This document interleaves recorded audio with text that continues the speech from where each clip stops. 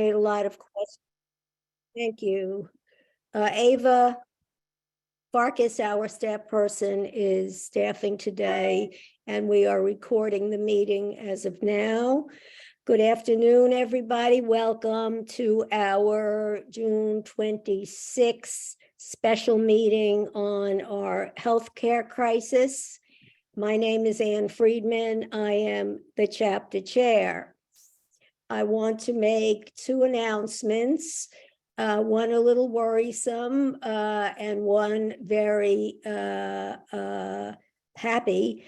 Bill Friedheim, our former chapter chair, took a bad fall a couple of weeks ago, and he hit his head and has been in the hospital in upstate near where he has a second home. He is now doing much better. His head works perfectly well. He's had a few visitors and is always eager to talk about where we are with the Medicare Advantage struggle. So cognitively, he's all there, but he's going to need some physical therapy. And as soon as we know where that's going to be, we can let you know. Of course, I've been sending, and the executive council have been sending him our wishes on behalf of the chapter. And, you know, Bill was the chair when we started this very long struggle that we're still in now around the Medicare Advantage. And for that, and of course, all of his other work, will always be very appreciative. On a happier note, though I cannot believe this, Marcia Newfield is celebrating her 88th birthday today. Marcia is one of our most treasured PSC members, activists, leaders. I've known Marcia for 4 decades. She is talented, creative, committed, everything you could possibly want in a colleague and a political ally, as a friend, and she's also fun to be with. So Marcia, congratulations. I very much hope I have, you know, the energy and smarts and all that you have when I reach my 88th year. It's quite amazing. So is James here? Hey, Ann, I'm right here. Hi. Do you need a minute or are you ready? Gotta be ready, always ready. James is always ready. And so here is our, I'm going to try to use this word, but I know I'm not going to get it, indefatigable, something like that. Never sleeps, never gives up, never stops. On our behalf, James Davis. Thanks, Ann. Inappropriate word, because in fact, I do have to occasionally sleep, but I appreciate I hope so. Okay. Yeah. Marcia, if you're here, happy birthday. Love you. Thank you all for having me.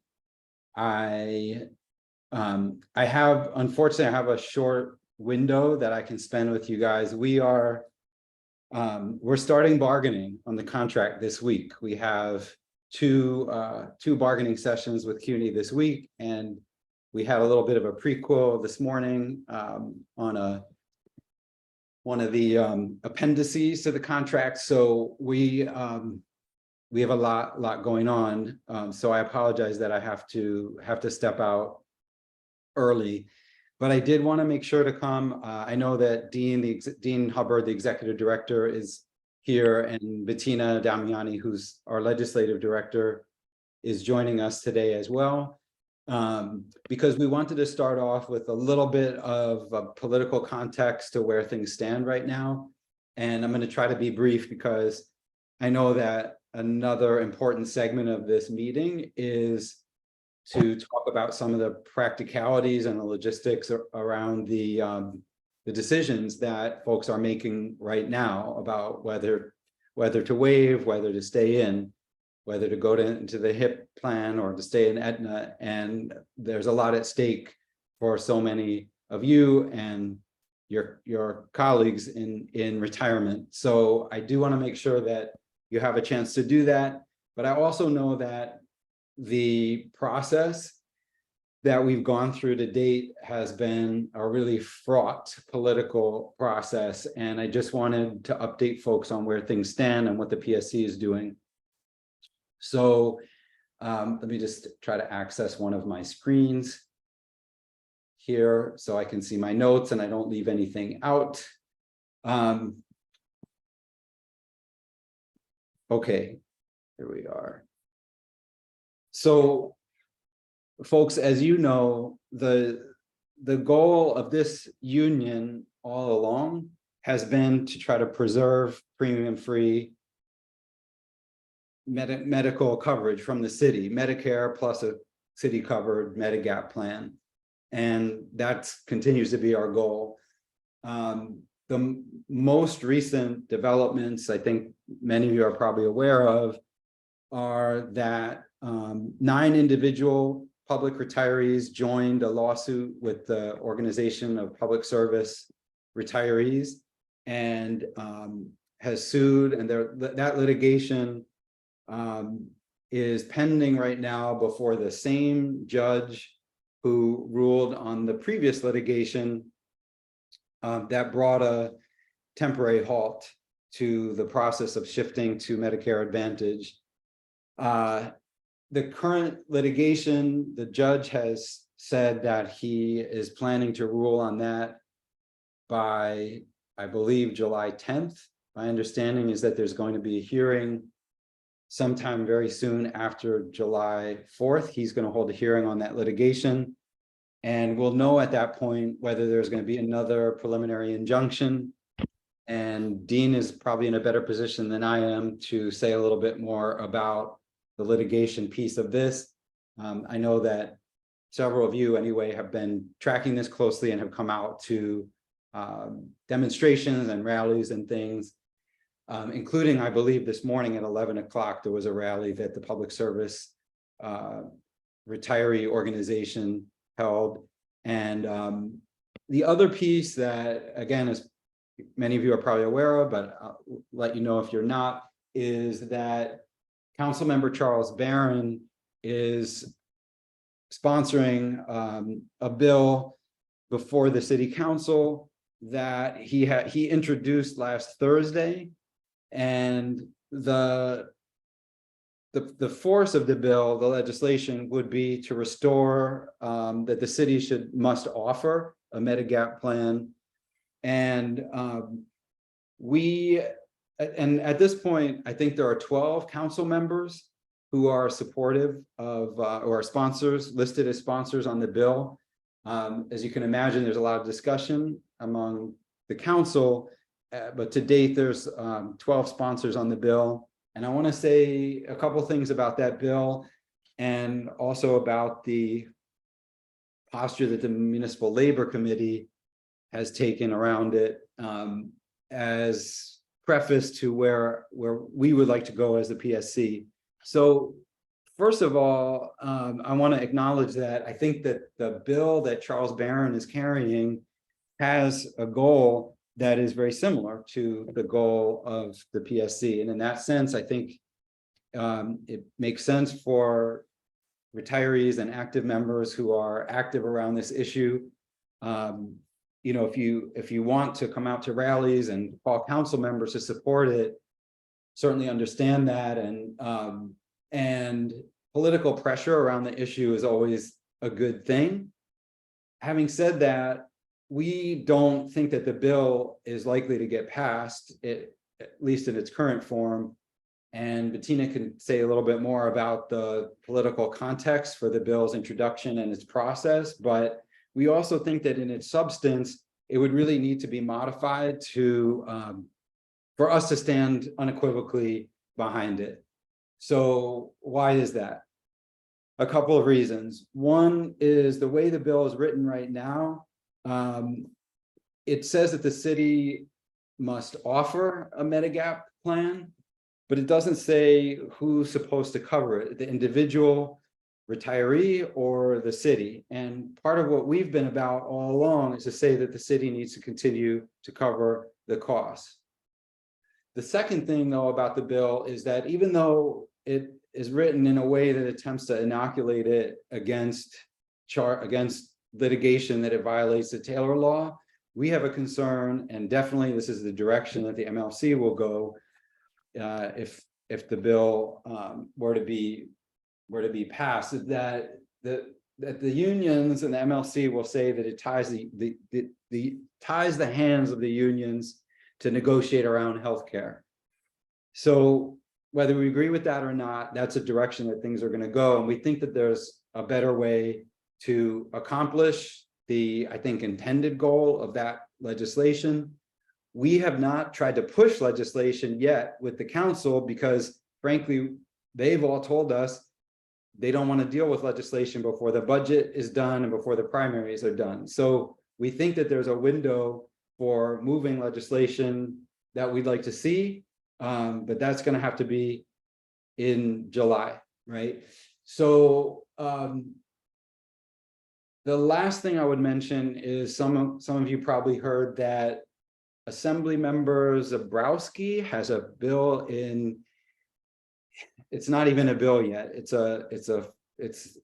in gestation form at the state level, essentially to try to do the same thing, to say that, public service employers, the employers, state and city, need to continue to maintain their obligation. That is not going to see the light of day in the current state legislative session because that is ending, I think, tomorrow, right, Bettina?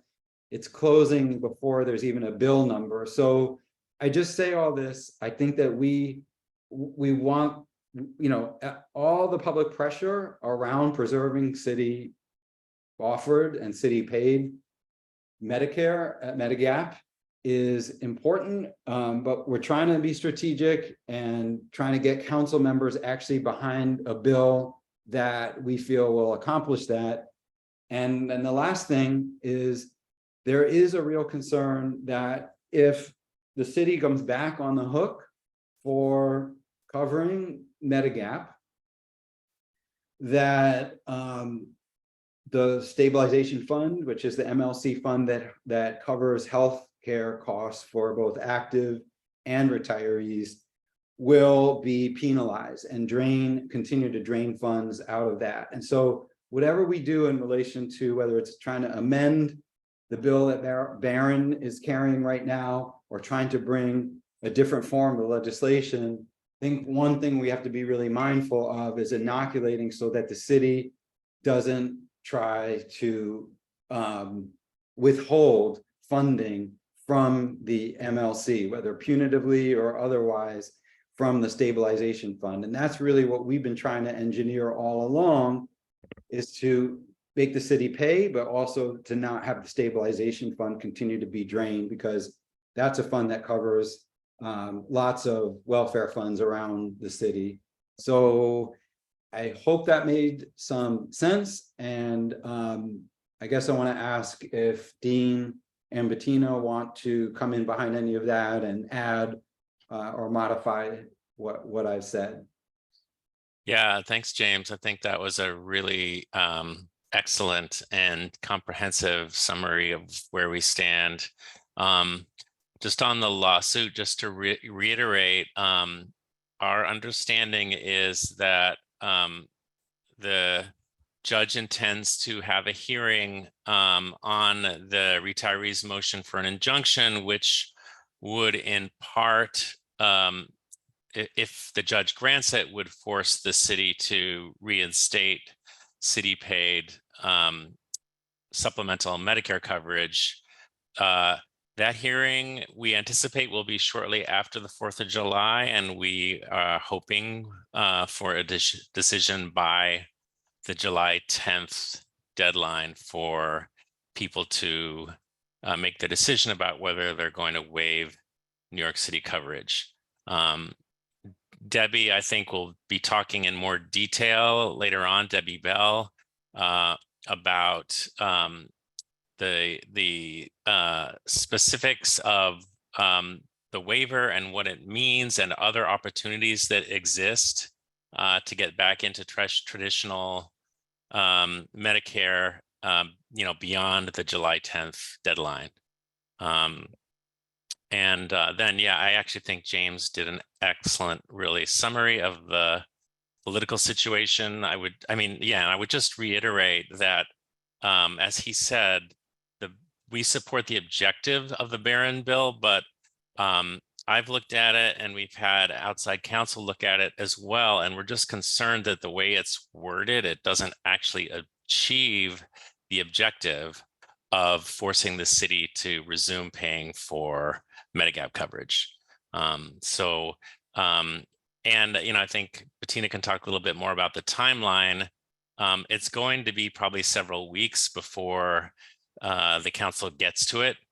So we have time to have some of those conversations.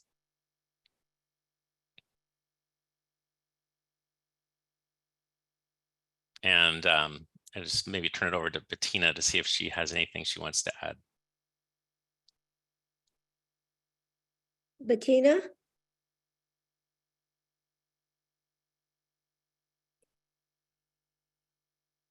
Is Bettina here? Let's see. She needs to be able to unmute. Oh, she has to unmute. Sorry, Bettina. There we Can we- go. Is that better? Yeah, that is terrific. Hi, Bettina. Thank you. Thank you. Yeah, just to echo both James and Dean, the legislative process is meant to be deliberative, which means, unfortunately, doesn't move at a rapid pace. Generally, something gets introduced to the council. It needs to gain support from other members. It has to go through a committee where then it has to have a hearing, and there's often 2 weeks notice even before there's a hearing. Then a bill has to age before it goes even further, before it gets to the entire city council. So that's just to say that I'm going to unfortunately place my bets that the Barron bill will not move before July 10th, which is the dates that both James and Dean mentioned will be another big benchmark with the lawsuit. So I can put in the link in the chat, the link to the bill, so people can keep an eye on it. When new members become co-sponsors, their names go up on there. And I'm happy to ask questions if people need help on trying to find that information, but it's obviously something that I will be hitting refresh on quite frequently. Thank you. Okay, so why don't we move to Debbie now? Hi, can you hear me? Yes, we can. Hi, Debbie. So I'm going to start by asking everyone to please read the retiree webpage, the basic information /FAQs. We decided to go through them today, but I'm not going to go through every question, nor am I going to go through every sub point. And these have been prepared quite carefully because a lot of the questions that people ask that we're trying to answer have specific federal or state rules attached to them. So the writing, the way we write it is much more careful than perhaps the way I will summarize it verbally today. So Ava's going to upload onto the screen the text of the FAQs. I will also remind you that we do update them. The most recent update was actually today. It was tiny, but we did do some updates yesterday. So it is worth checking them every week or whenever you get the urge. So let's just start right away. What's going on?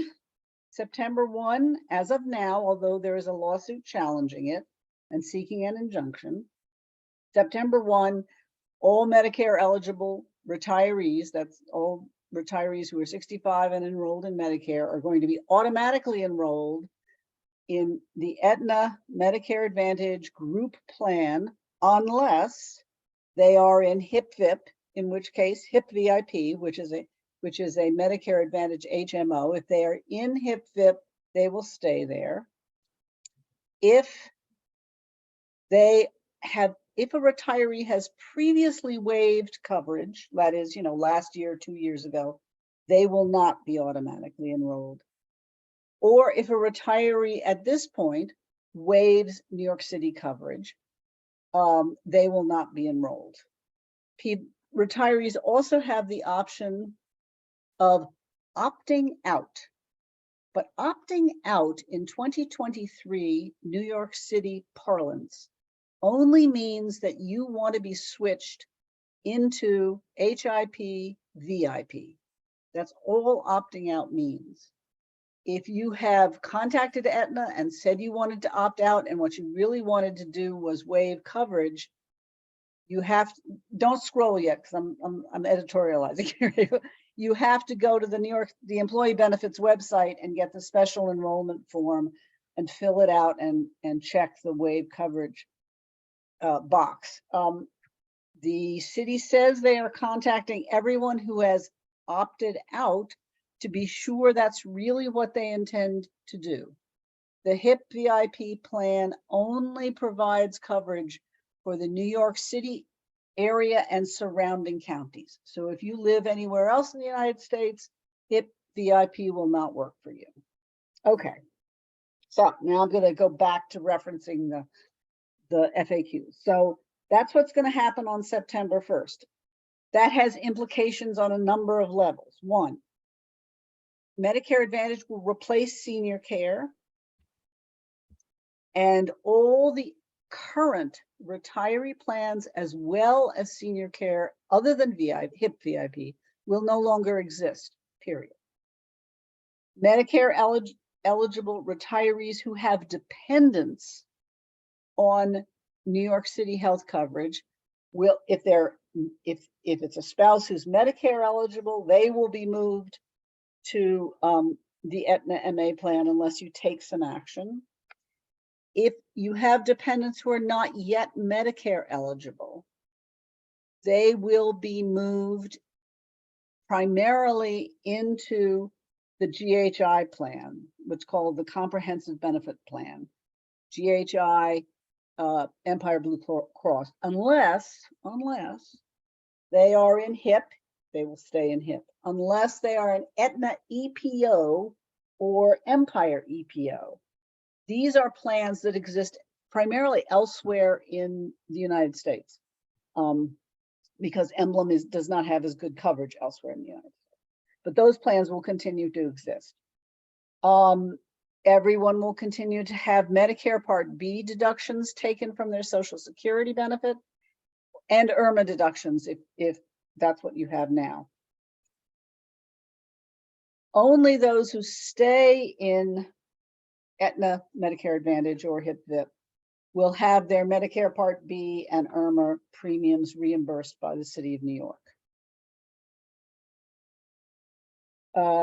So if you do not want to be, question 2 says, what do I do if I do not want to be in a Medicare Advantage plan? You waive city coverage, which is filling out the special retiree form. One of the advantages, I'm editorializing again, Ava. One of the advantages of going to the website is we have built in a lot of links to the forms, to Aetna materials, to New York City materials. A key issue to keep in mind is that if you decide you want to waive New York City health coverage, all your dependents will lose New York City health coverage. You don't have to do anything about your spouse. Your spouse will lose coverage. If you have dependents who are under 65, they will lose New York City coverage. You will, I'm moving down bullet points now. You will likely want to purchase a Medigap plan. As we go through, you will see again, if you scroll down, Ava, keep going. There are a lot of links to governmental, and they're not lengthy. I mean, it's a complicated issue, but a lot of links to reports about Medigap plans, how to think about Medigap plans, etc.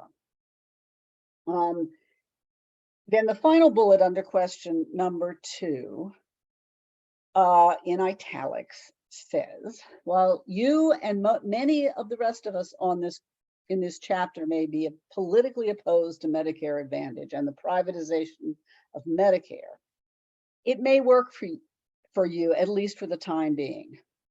So part of the reason the PSC has taken the time and effort to explain all these issues as carefully and as accurately as we can is there are cost implications to waiving New York City coverage, and you really might want to consider whether you want to continue to be enrolled in Aetna and try it out. Okay, there's going to be a lot more information as we move through. Let's go to question 3.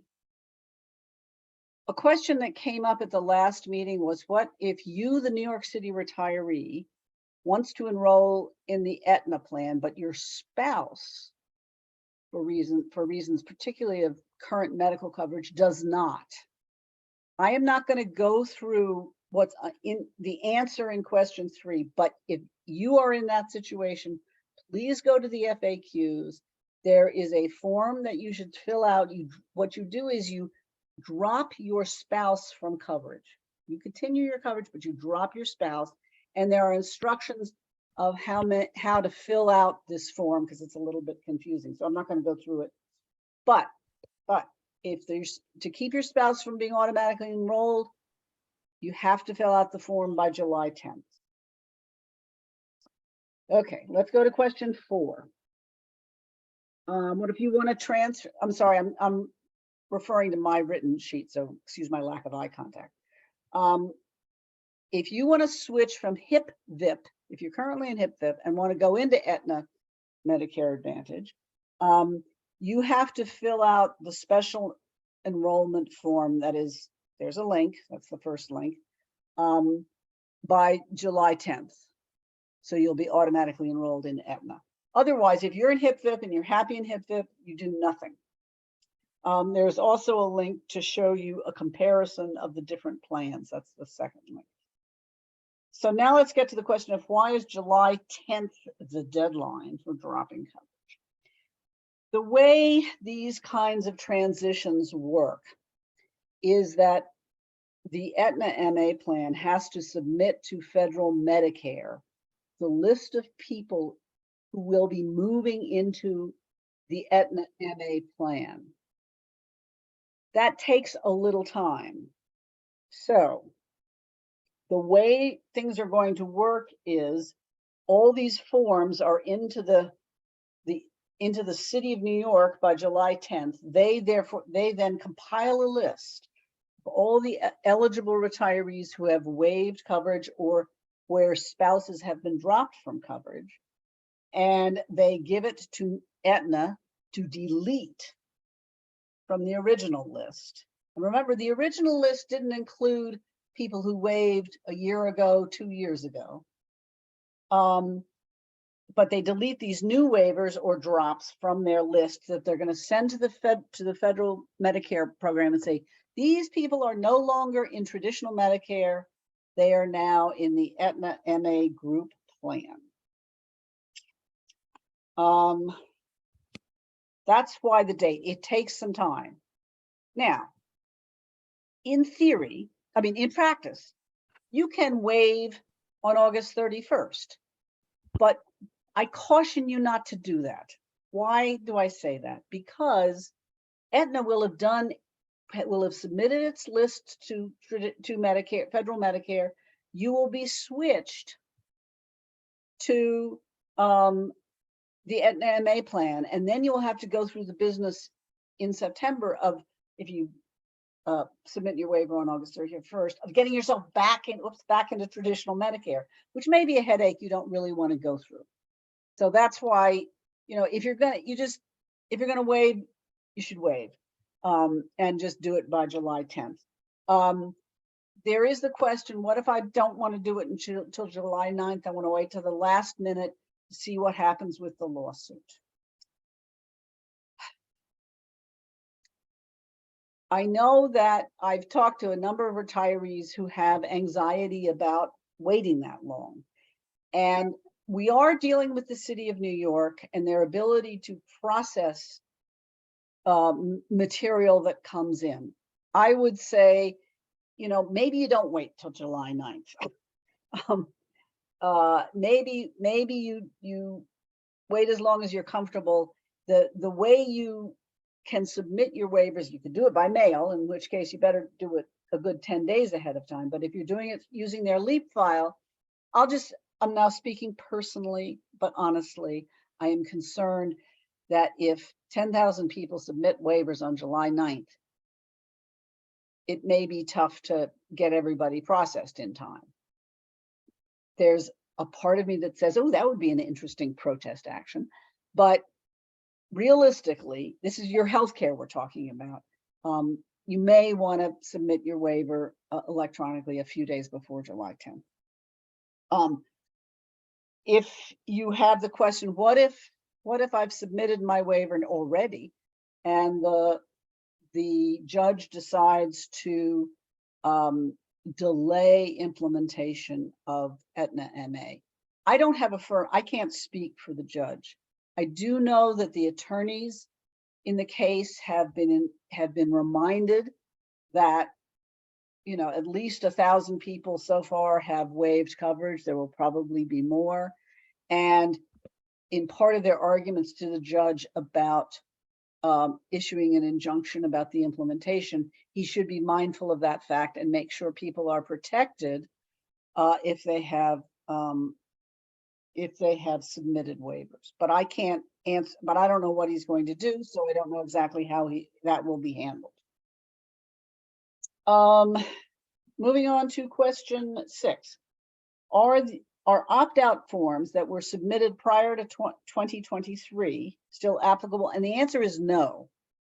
So anything you submitted under the old version of Medicare Advantage is dead and buried.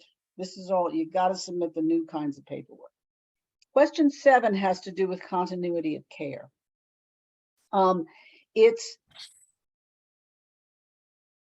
Aetna cannot engage with patients and their providers about continuity of care until they are enrolled in the plan, and that won't, and the list of people who are going to be enrolled in the plan, they will not have until the middle of August, which is why if you've submitted a continuity of care form and you should have gotten a letter from Aetna saying, thank you very much, we've gotten your form, we will get back to you in mid-August.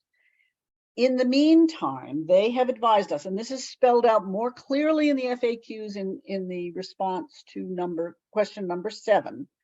They have responded that there are windows where Aetna will not require prior authorization for you to continue on your Part B medications and for you to continue your scheduled treatments and surgeries. There's a 90-day window on the Part B drugs. There's a 120-day that takes you almost to the end of 2023 on ongoing treatments and surgeries where they will not be requiring prior authorizations. I think that's important. We have gone back and looked at the Medicare rules on all this, and they have to do this. So I think if you're feeling panicked because you're scheduled to have lung surgery on September 17th, you can proceed. There will be that continuity can stay in place. All right, I'm going to keep moving because otherwise I could take up the whole meeting with all this stuff. Now, question 8 has to do with assisted living and memory care facilities.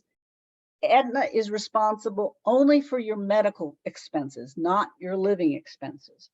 Then there is the issue of if you transfer either from a hospital to a nursing home or from an assisted living facility to a nursing home or skilled nursing facility, those are inpatient. A skilled nursing facility or a nursing home are treated like inpatient services, so they require pre-certification from the Aetna MA plan. But it is usually the responsibility of the facility, not the member, not the ill participant, to make sure that works smoothly.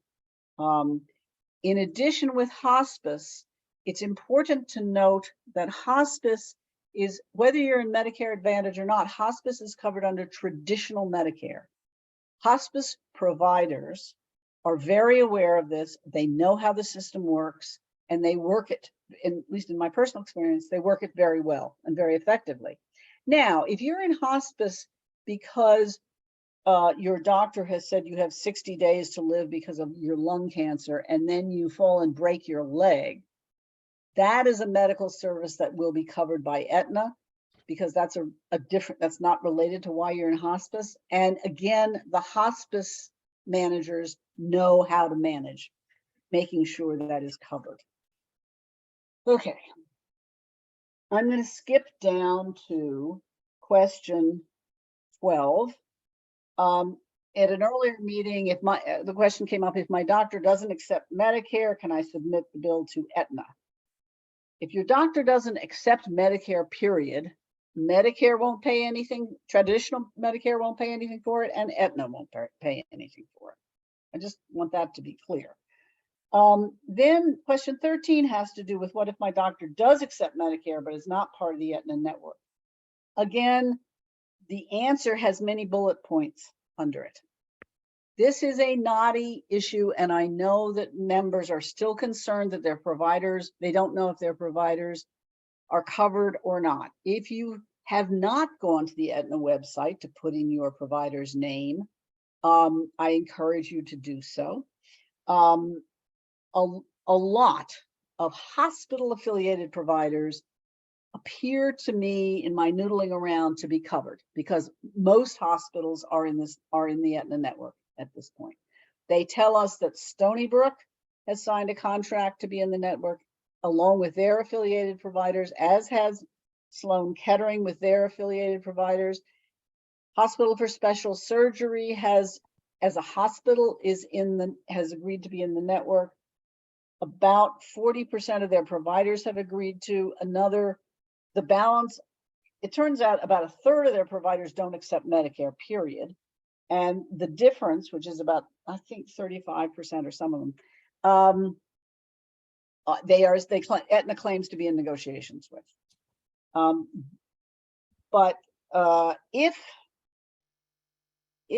your provider is not in the Aetna network, ask the provider to bill Aetna directly. There are links that providers can use to make this easier. But let's be honest, the way they work is they make the paperwork somewhat burdensome, so that providers think, oh, I should really be in the network, and the paperwork will be easier. If your provider won't do the paperwork, there is a reimbursement form available on the Aetna website that you can download and fill out. You should submit that to Aetna with a copy of your receipt that documents NYU Langone is in the net. All New York City, all the other New York City hospitals are in the network. With your receipt, and your receipt should have the various codes that show what medical services were provided to you and proof of payment. This area is where that booklet that Aetna sent you, the evidence of coverage, there's a chapter on an appeals process, there's a chapter on the reimbursement process. You should reference that if you get confused. Then there's a question for people who are retired and turn 65 after 9/1/23. That's question 14.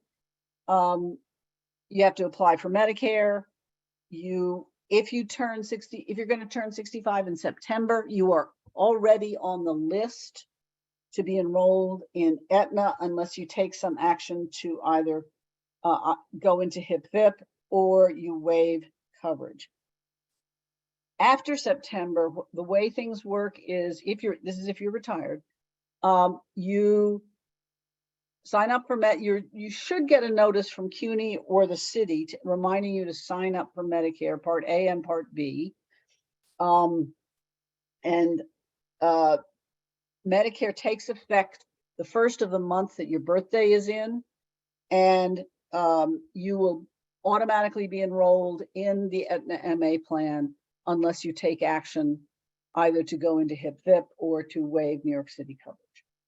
And that will take effect the first of the month in which you have your birthday.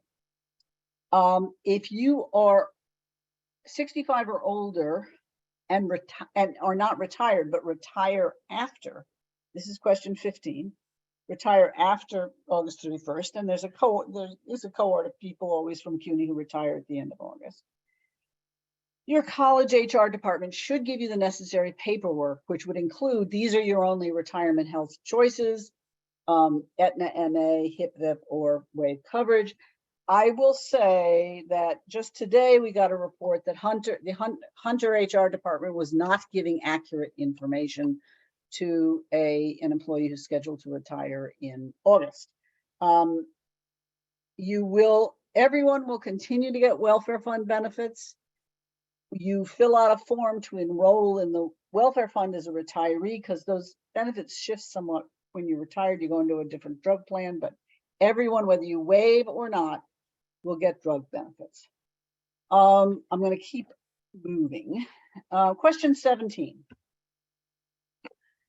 This is about a little more detailed information about waiving.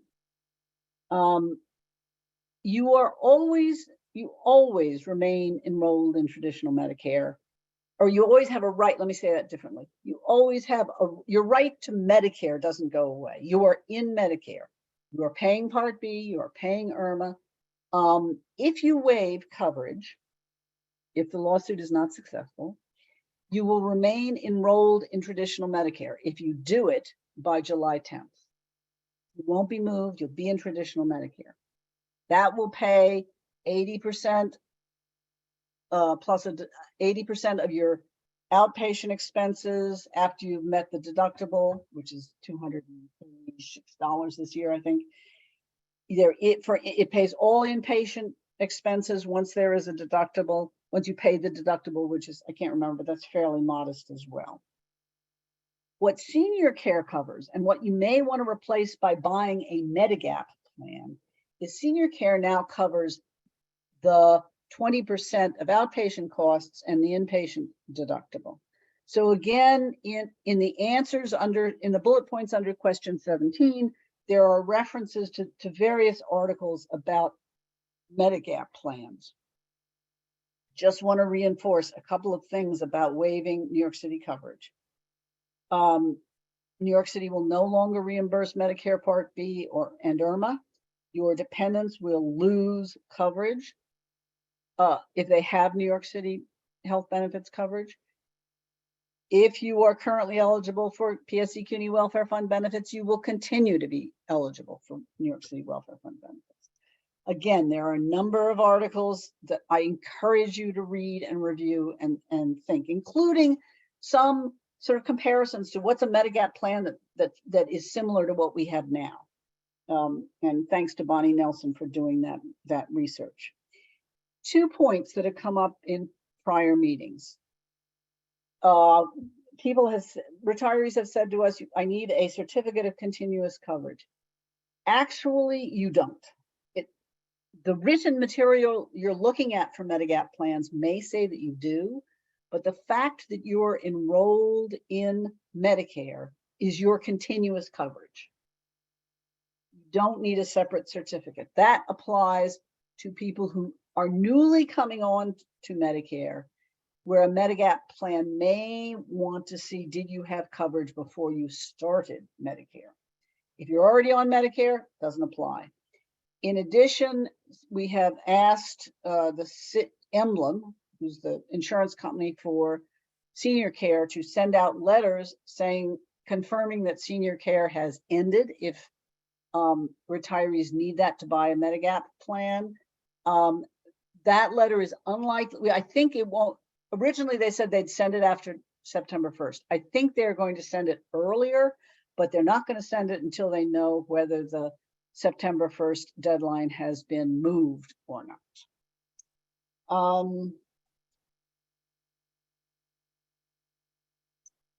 If you are signing up for a new Medigap plan, your senior care coverage will carry through August 31st of 2023.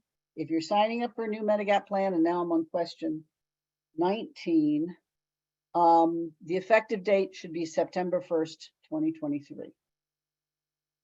Then there was a question a few meetings ago, will I be reimbursed for Medicare Part B and IRMA for 2023?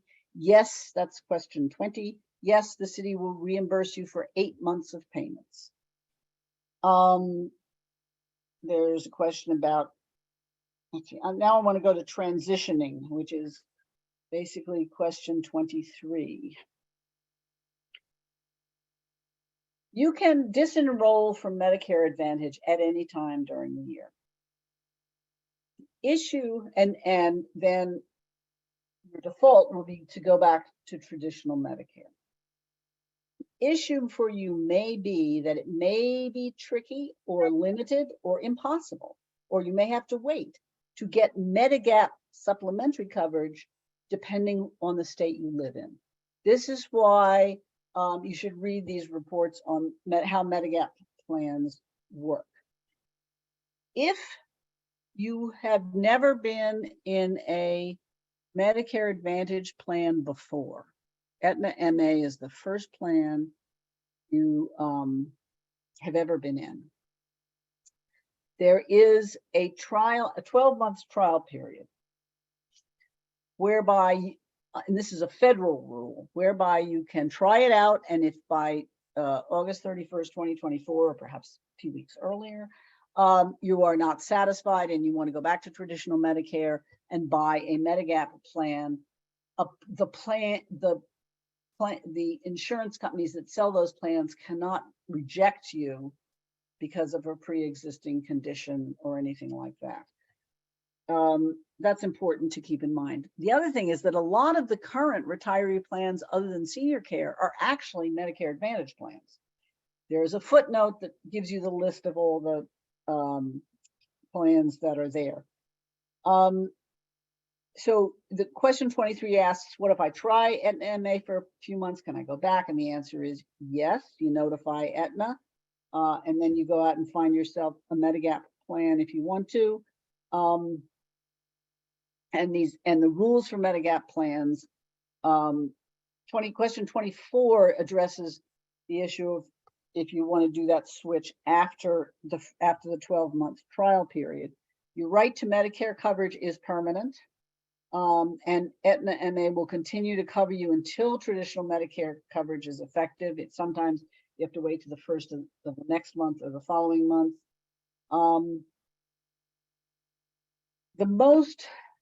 Once you're outside the trial period, the most feasible time to switch plans is on the annual New York City Retiree Open Enrollment period, which will be in November of each year.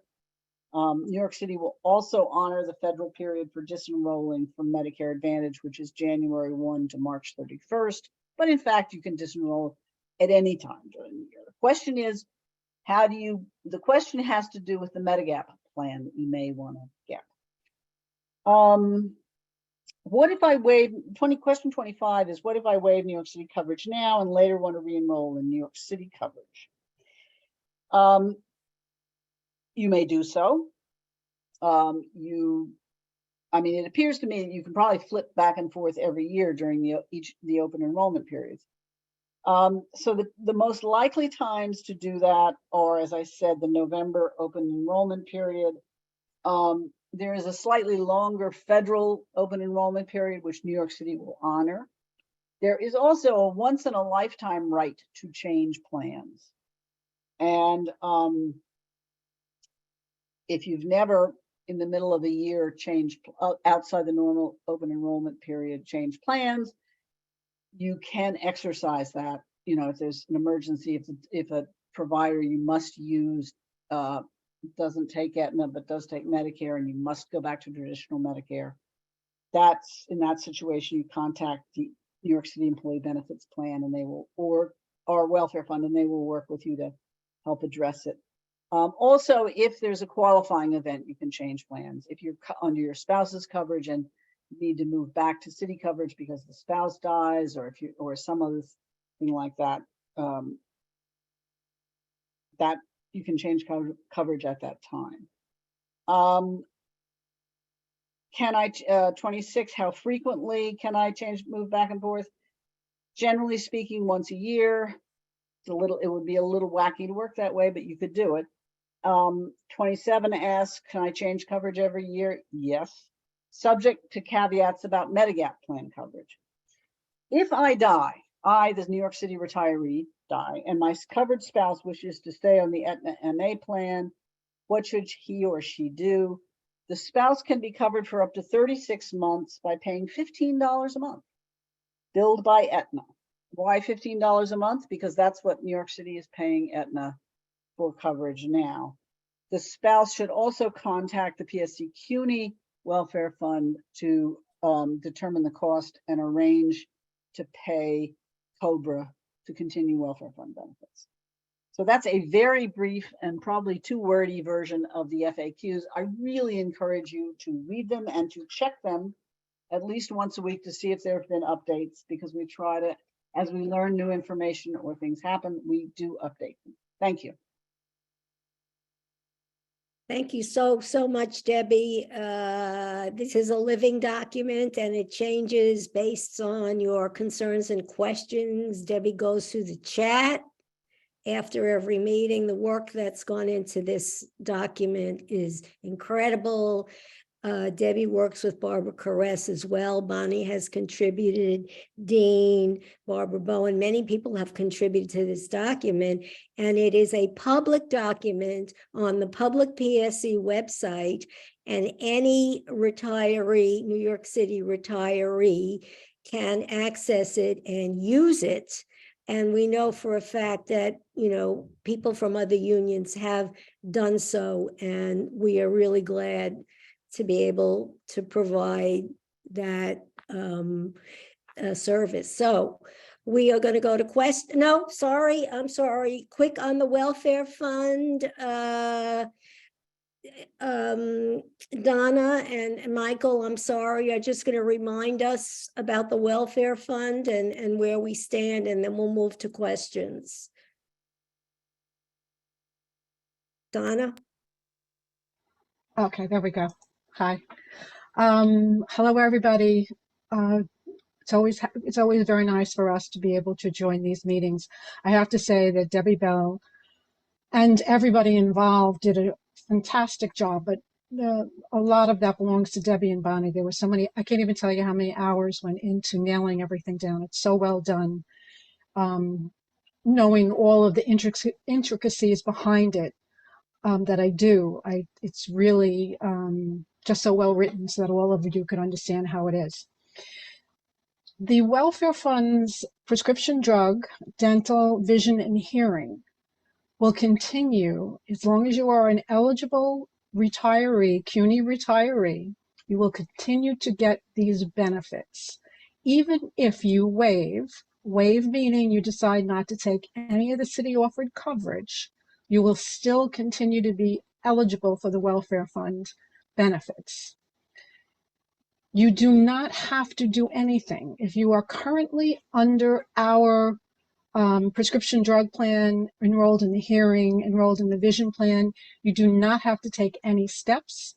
Your coverage will continue. So only if you have a change do you need to contact us to find out if we still have you. Aetna, if you do join Aetna, be aware that they also have hearing and vision coverage.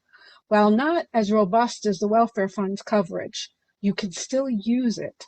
So if you are going to go for hearing aids, you could go to Hear USA. If you decided to then get a better hearing aid, or you wanted some additional hearing aid equipment, you would be able to use that amount from Aetna that Aetna is providing for the hearing benefits. The vision benefits, I'm not so clear on what you would actually need. I guess if you wanted more than one pair of glasses a year, if you needed two, you could go and look into the Aetna provided vision benefits. There's also one more question that came up on the chat about whether retirees pay any type of premium for their prescription drug coverage. You don't. The welfare fund does not charge. The Board of Trustees, the PSC, has already made arrangements that there is absolutely no premiums charged to the welfare fund retirees, the CUNY retirees, for their Medicare Part D drugs. What you may see on your Social Security, your monthly Social Security, or the Social Security letter that you receive at the end of the year that itemizes the deductions taken out of your Social Security, is an IRMA payment. So who is IRMA?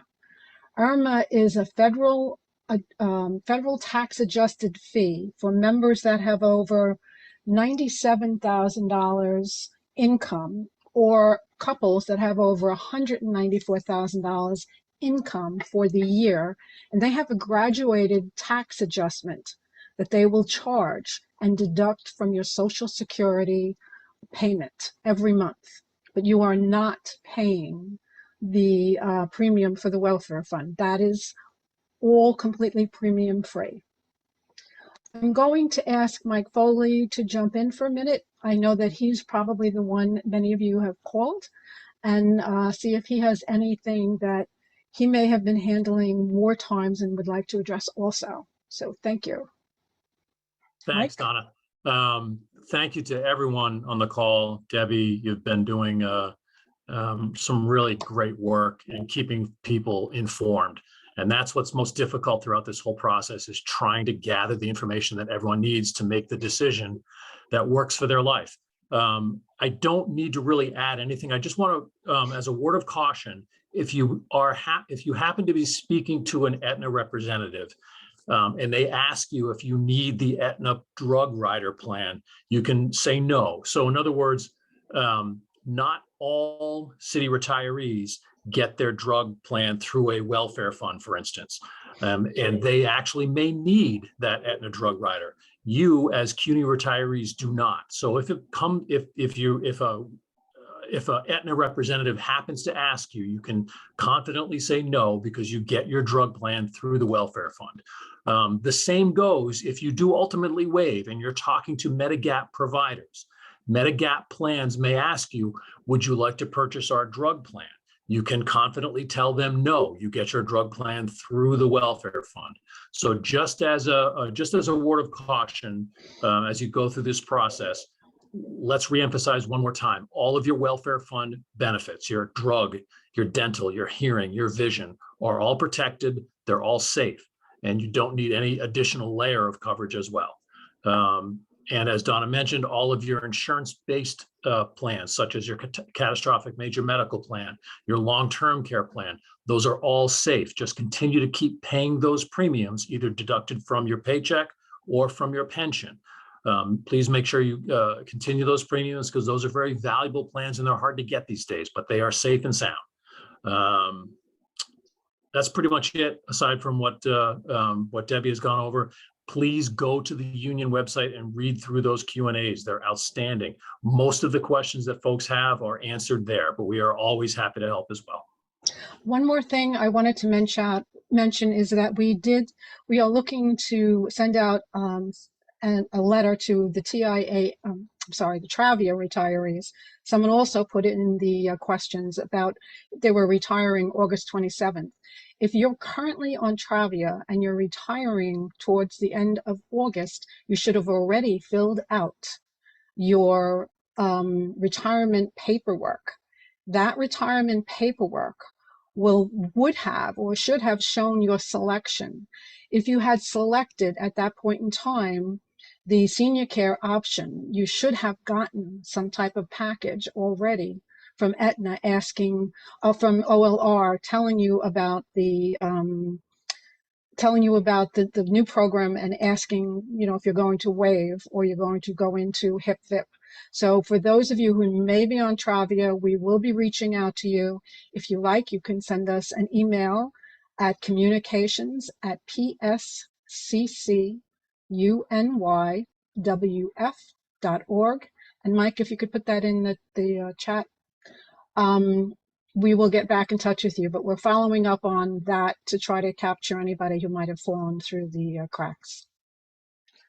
Thank you so much, Donna and Michael. Those welfare fund benefits are precious and become more so the older we get. And you're doing a fabulous job. And now I know people are anxious to ask their questions. So let's do 1 minute per question, please, because we have a lot of people on the call. So I see Henry Hermo first, please unmute. Hello, Hi. thank you.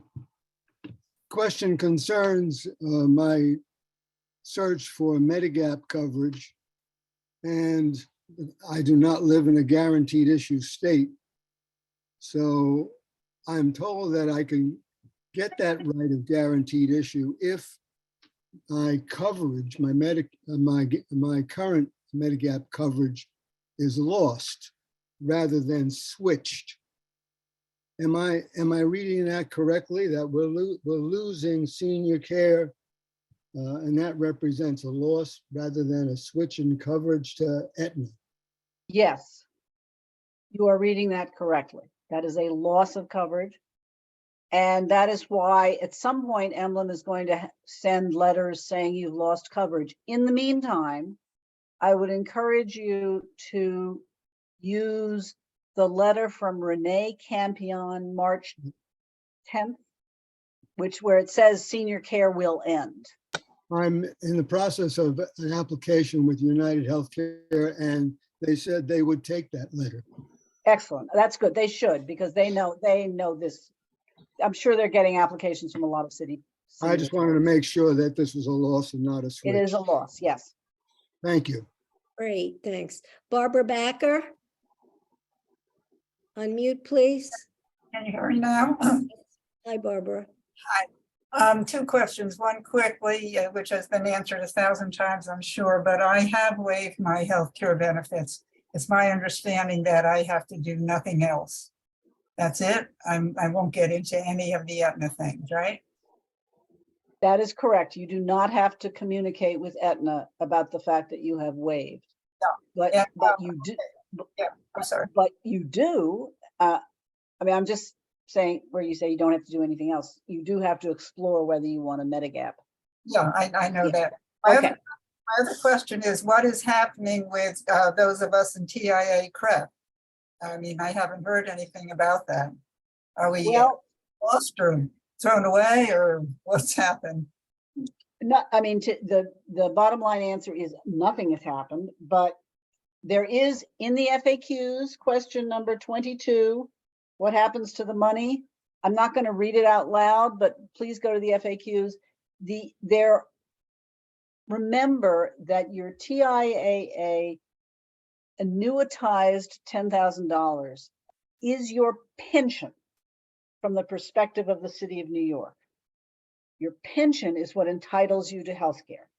So that annuitized amount will not change. The PSC has on its agenda, among all the many other things James referred to, talking to CUNY and TIAA about the additional $40,000 that people are allowed to keep in, are required to keep in TIAA.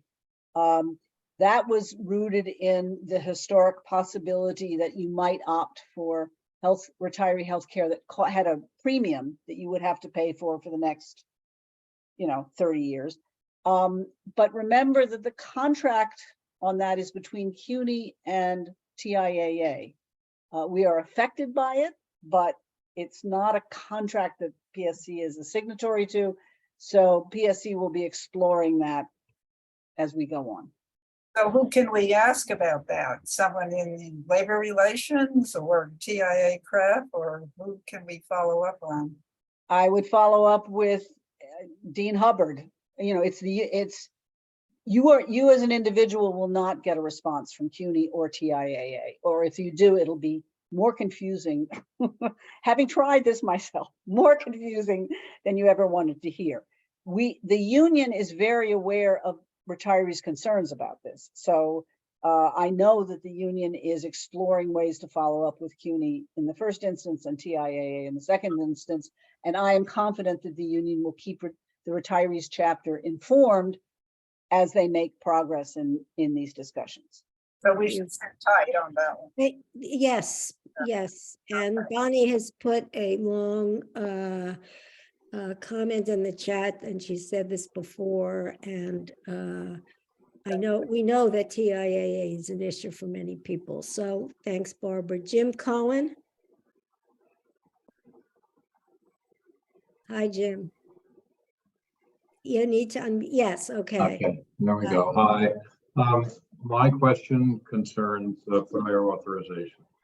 I'm over 80 in relatively good health, considering staying on Medicare Advantage, but what worries me is what happens if there's a traumatic event. For example, let's say I fall, let's say I'm at my country home, not in New York City. I fall, I have a traumatic injury.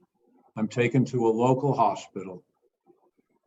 My domestic partner, not wife, domestic partner, feels that the care I'm getting is not as good as it would be somewhere else. She wants second opinions. She wants to consider transferring me to a different hospital.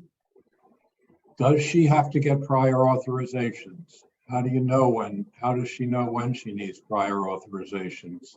What can be done if the hospital says, no, come on, no, you're staying here, there's whatever, something like that? Jim, there's no simple, straightforward answer to that question.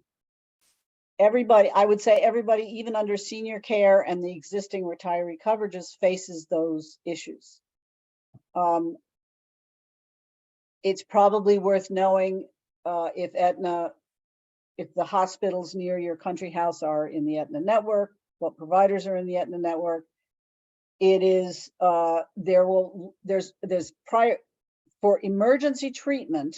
There is no prior authorization required. There might at some point be prior authorizations required, depending on how you proceed in your recovering from your traumatic event.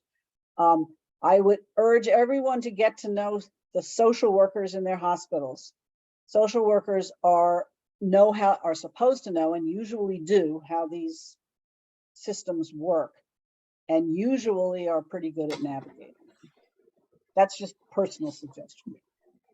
And Medicare also has a very strong appeals process. And the hospital should be giving you paperwork to tell you that any decision that they make can be appealed. And they give you the information on who you go to and where you go to appeal and what your rights are. There are rights that you have. And also, if your domestic partner is not your health proxy, they will have a difficult time trying to make any kind of health care changes for you. Okay. Let me underline that. If you do not have a health proxy, identify one and do the paperwork so someone can deal with potential traumatic events. Thank you. Very, very important.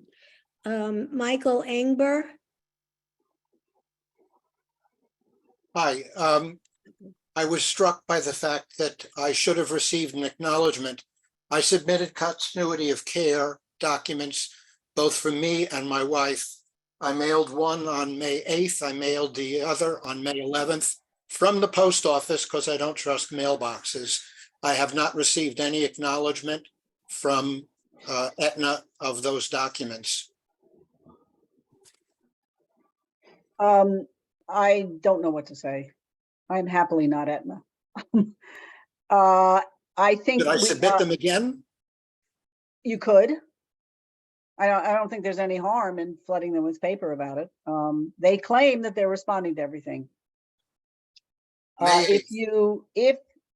If come early August, or July sometime, you still have not received a response, I would suggest that perhaps the welfare fund could be a link for you to insist that, communicate with the the email address that was put in the chat for the communications and say you've submitted twice, haven't received an acknowledgement, can they follow up?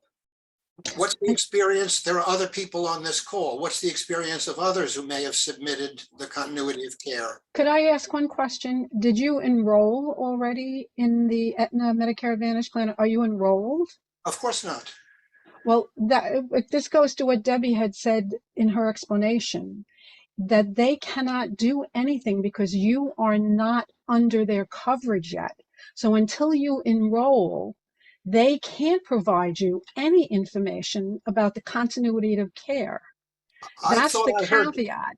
That's the I heard problem. Debbie say that they would acknowledge did. receipt of the document. Oh. They won't do anything about it until I'm enrolled, but that Okay. they would acknowledge receipt of the document immediately. Right. I did say that. They, Okay, well, we they can said- they told us they were sending out acknowledgements weekly. Okay, thank you. And EAK or EEK? Okay. Excuse me. Well, You said weekly. touche. Thank you. Okay. There are ongoing weekly meetings that we have and can attend with Aetna, and we will definitely, Mike, if you want to just jot down his name, we'll definitely take it up with them again on the weekly call and find out when people should start expecting to be receiving those acknowledgements. And what name should I jot? Are you talking about No, communication? no, and I'm sorry, not you. Michael Foley, who's our communications director. Thank you. I'm sorry. I didn't realize you Too many put it mics. first. I'll do that. Yeah. And No so problem, we will- Mr. we Engberg. will- Yep. We will Thank you. try to help Thank you, and of course, I'm sure everybody sends things like these with a return receipt, whatever that is. Well, they gave me an envelope. Yeah, okay, all right, best of luck. Okay, we'll do the best we can. Rodolfo Maurizio. Hi. You have to unmute. Okay, good. He's No. unmuted, so it might be a problem on his end. Rodolfo, you may want to check to make sure your audio's on, or try turning your volume up.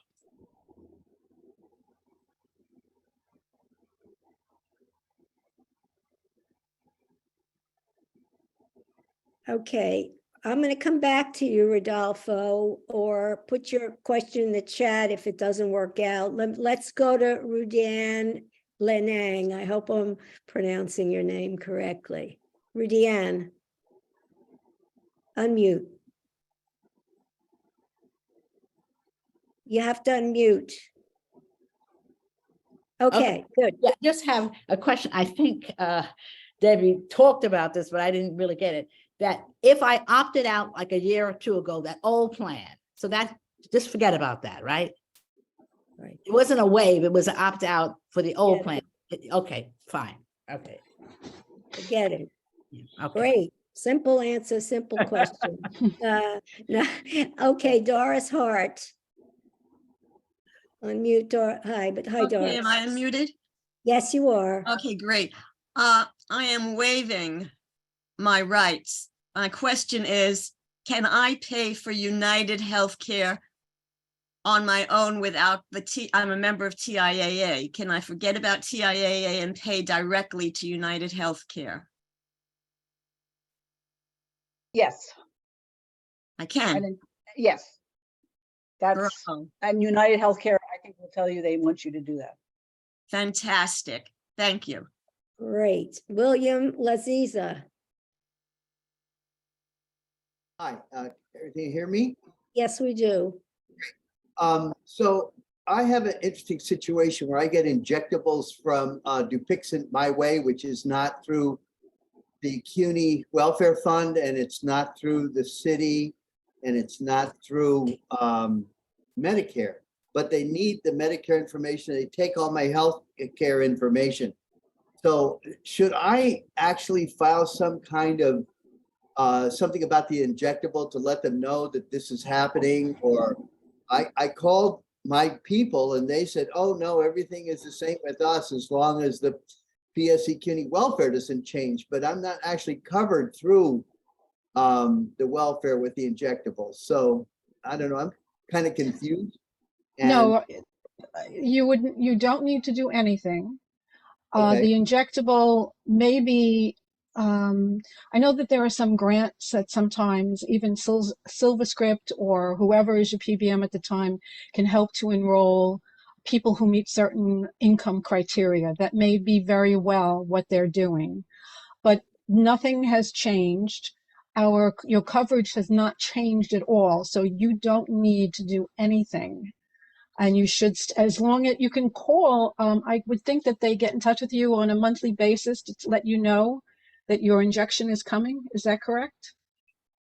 So when they call, I would just to be absolutely sure and cover all your bases, I would just ask them if everything is going ahead as usual and leave it at that, because nothing should have changed.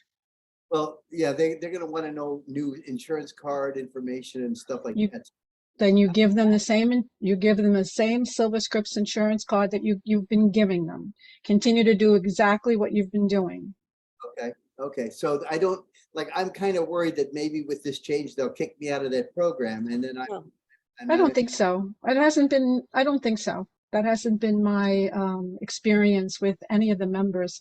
But if you do, if something should happen, you absolutely get in touch with us and we'll try to work through that with you.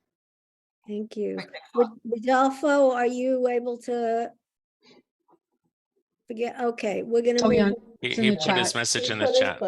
Oh, you put the message in the chat. Thank you. Okay, Marvin Weinbaum. And it's a question for, I'm sorry, Marvin, it's a question for the welfare fund folks to respond to. Okay. Yeah, All right. your SilverScript plan is still, the retiree plan is still the same. Nothing changed. As long as you are a CUNY retiree, because this is not true of all city retirees, but for CUNY, nothing has changed with your SilverScript coverage. So unless you've made a change or I don't even think you can inadvertently sign into the new Med D plan, because I think you're blocked according to what we've been told. You should not have any problem with your prescription drugs. And again, if you do, you get in touch with us immediately and we will try to work that out for you. Okay, great. Marvin. It's actually Lynn Bick, who's with Marvin, and I'm Okay. a retiree as well. Hi, Lynn. Okay. Okay. Thank you for all your helpful information. Sure. I'm currently, and you might have mentioned this already when I didn't hear, I'm currently having Medicare and I've had Empire EPO all these years as my supplemental. And I was, Marvin mentioned that you had referred to Empire EPO. I was just curious what will happen with that. What do I need to do if I want to maintain that and regular Medicare? You are Medicare eligible. I have Medicare currently. Yes. Therefore, your Empire EPO is no longer, you are going to either be in Aetna or in HIPVIP or waive city coverage. The Empire retiree plan will be no longer available. When I mentioned the Empire EPO, that was for under 65 employees. I see. So I'll have to get, if I stay with regular Medicare, I'll have to get a Medigap program. And Yes. There's nothing like Empire that is a Medigap program, but there is, I'll just, who knows, right? Okay. Right. Well, Are you the retiree? I am. Okay. We didn't realize that maybe we could have been covered under each other's. We've had our own separate, we couldn't, no. Okay, so we both work for City University. I have TIAA, where I get that $10,000 annuity that you were describing. And if I want to stay with regular Medicare, I've got to now search for some Medigap program. Is that correct? Okay. Right. You have to waive city coverage and search for a Medigap program. So Okay. two steps involved. Okay. And be careful if you're both under one plan. We're not. Oh, good. So what'll happen, my Empire thing will just disappear because right now I pay for it every month. At some point, if I opt on for waiving, Yes. okay, It will disappear. okay. All right, thank So you. it should. If it doesn't disappear effective September 1, call the Employee Benefits Program and complain. Okay, thank you. Okay, Stephen Rolandi.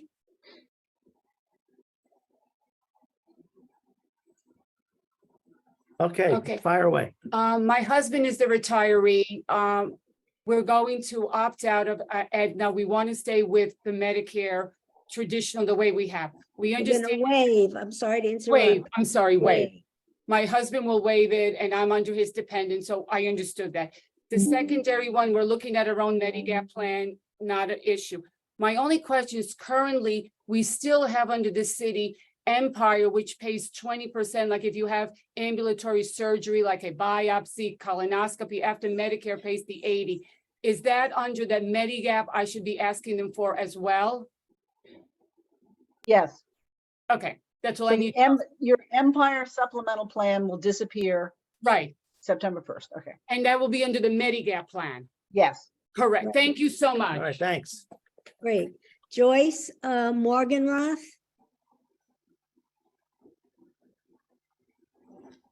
Hi, can you hear me? Great. Yes. I'm actually Jane Musherback at Joyce's computer today. Okay, we'll accept that. Do I need, let's say I'm going to go with the Aetna, so I don't have to do anything to have that happen. I'm not liking that I may do that, but I may do that. But do I need a continuity of care certificate if what I'm getting every 6 months is an injection of Prolia, which is an osteoporosis drug? I get it at HSS, and I believe it's not a welfare fund, drug medication. I believe it's covered by Medicare, but I don't know which. But do I need a continuity of care certificate for an injection at the hospital through my doctor there, HSS? You are absolutely correct. It does go through, it's an infusion drug. So it goes through your Medicare Part A, which is the hospital portion of your coverage. Right. You would, for the first 90 days, they are waiving any kind of prior auth, but I do believe that you will have to submit, or your doctor or the hospital will have to submit for authorization for you to continue to receive them. So you'll have the first 90 days of coverage to have them do that. Right. So my next injection is not scheduled for December 3rd. So you're saying they would need to pre-authorize that. Yeah, right. September, October, November. Right. So I would definitely get in touch with the hospital before then, maybe in September when the program starts. Right. You should make them aware of the change in your coverage and ask them to make sure that they have the authorization to continue the infusions. Right. Okay. And one other question, if I were to try to waive city benefits and get a Medigap in the next few days, would that kick in by September 1st when it's needed? In other words, do you know? When you sign up for a Medigap plan, you give them an effective date. I see. And So that's I would not wait until August 25th to sign up. Right. Sign up as soon as I've waived city benefits, which I have to do by July 7th or something like that. Right. Okay. Thank you. Thanks, Joyce.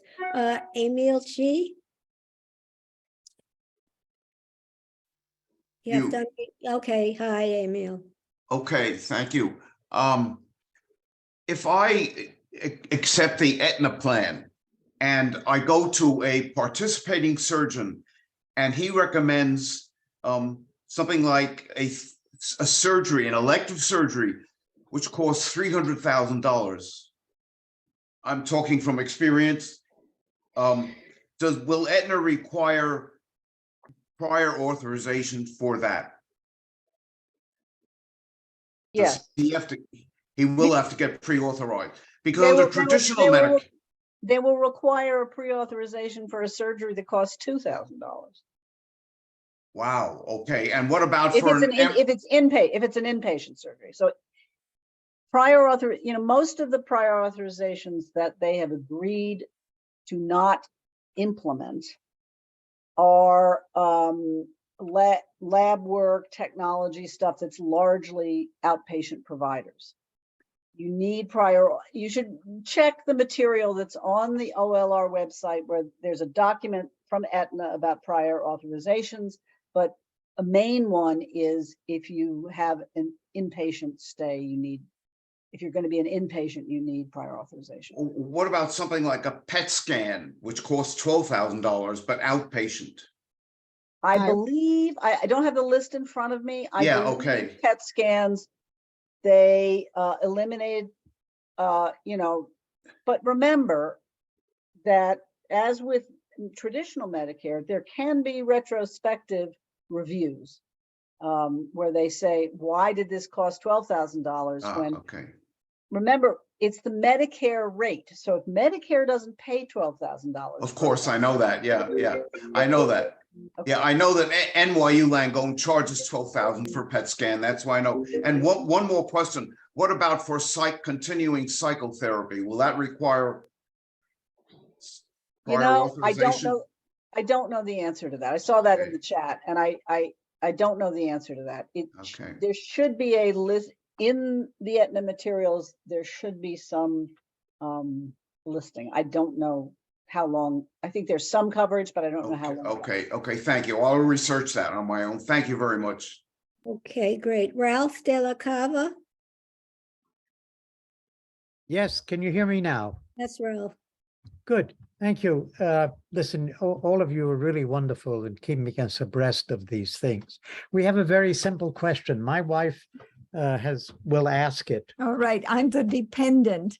And the question is, we will go with the Medicare Advantage, try it out, and then say we will waive it or opt out of Medicare Advantage, get our own Medigap. Do we have to notify Medicare to go get back on original Medicare? Or will they know somehow that we have dropped out of Medicare Advantage? How will that work? Do we have to notify Medicare that we want to go back on original? It is my understanding, we haven't, it's all a learning process. It is my understanding that what you will do is you will tell the city of New York you want to disenroll from Aetna. That's the city will then tell Aetna you are disenrolling as of a date. And again, it's usually the first of the following month, but if you want to disenroll on, June, like today, June 26th, they can't move it that quickly. So instead of being July 1st, it would be August 1st. But you will still have coverage under Aetna until the shift happens. And that I believe Aetna will then notify Medicare. Now, everything is a creaky and a squeaky wheel. Right. So I have no doubt that as we get into this, the union and the welfare fund will be exploring how we make sure things that the members think have happened have actually happened. But yeah, that's generally how the process works. Yeah. Just to clarify, you said we must advise New York City.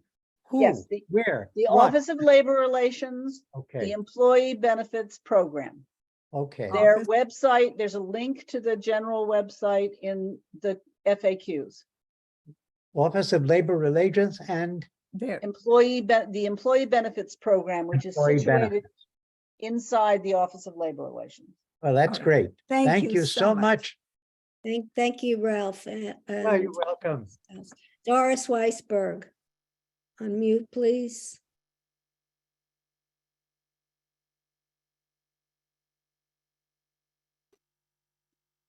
You have to unmute, Doris. Okay. There you go. Thank you so much. I plan to waive the New York City coverage. And I see a sentence at the bottom of the document we all went through very early, and it says, payment for 365-day hospital coverage under senior care will no longer be deducted from pension payments. Now, for those of us who waive, do we lose that or do we pay for it? I haven't heard. No. That was a particular rider that related to the senior care coverage. Senior care is ending. Mhm. So that rider is ending and therefore you will no longer have to pay it. The Medicare Advantage plan has 365-day hospital coverage. Right. Various Medicare and various Medigap plans may have slightly different hospital coverage, but it won't be in the form of that rider. That will disappear. So those of us who waive, we can find that some other way through our Medigap or buy it separately, or? What you should, no, you don't have to buy it separately. What you should do is explore what the Medigap plan you're buying offers in terms of hospital coverage. Sometimes some plans have high deductibles if you are an inpatient. Some have high deductibles generally. You know, you got to do your research. But that payment will disappear. I see, but Medicare itself doesn't offer 365 days of hospital coverage. No. No. Thanks. No, Okay. it does Thank not. you. There's Thank you. deductibles related to the hospital under Medicare Part A. So Medicare, the Aetna Advantage is much better than with that, with regard to. No, we don't It say in- that. It includes the Aetna Advantage plan excludes some things and includes some things. This is one of the things they did include. Okay. So they have included that coverage. Okay, thank you. Thank all. you. Thank you, John. And thank you for the question, Doris. Andrea Marsh? Can you hear me? Yes, we can. No, not now. Yes, now. It's like a game. Thank you. I'm going to be I've already waived my coverage and I'm going to be getting a Medigap plan, of course.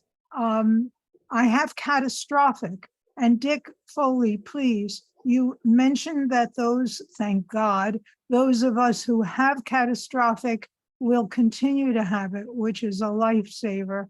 And but we do not get it deducted from our pension. We used to, now we pay directly to the insurer. Will we still be able to keep coverage?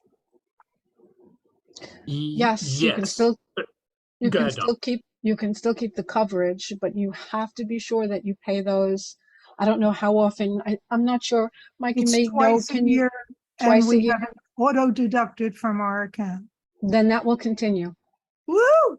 Okay, do we have to meet any kind of Medigap policy to continue to have that coverage? If you have your basic Medicare Part A and Part B, that should meet the requirements. What a blessing.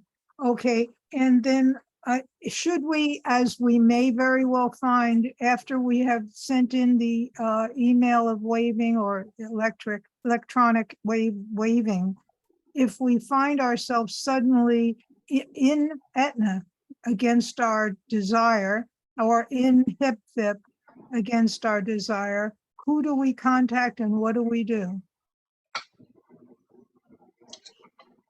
In other words, in September. Yeah, Contact. Make a mistake. I'm sorry? Contact the Employee Benefits Program. Okay, at the Office of Labor. At the Office of Labor Relations, correct. One last thing to all of you who have given their guts, blood, hours, heart, and life to help us. You are a godsend. You are not the first responders. You are the always responders. Thank you so very, very much. Bravo. Thank you, Andrea. Andrea is one of our biggest cheerleaders, and we appreciate it. Bruce Brown. Yeah, hi, thanks. So, yes, I have a follow-up question on the catastrophic major medical.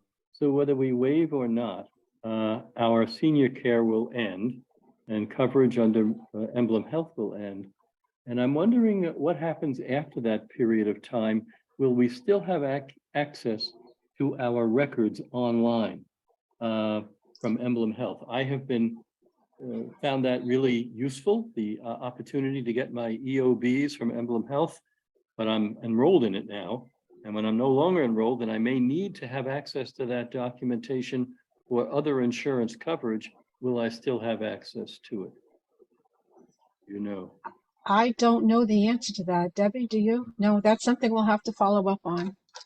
Oh, okay. Because that might be helpful to anybody who needs that access to those documents. Right. I would So- appreciate so- it. Again, thank you all. I want to add, my support for your Bruce, real is your work for all question of us. about EOBs under senior care, or do you need them going back to when you were an active employee? Oh, no, just under senior care. Okay. Because for the other, for CMM, for catastrophic major medical, they require that you give Right. all We'll kinds. try to see what we can find out. Okay, great. Thank you. Thank- Appreciate Thanks it. for asking the question, Bruce. Susan Newman. Thank you.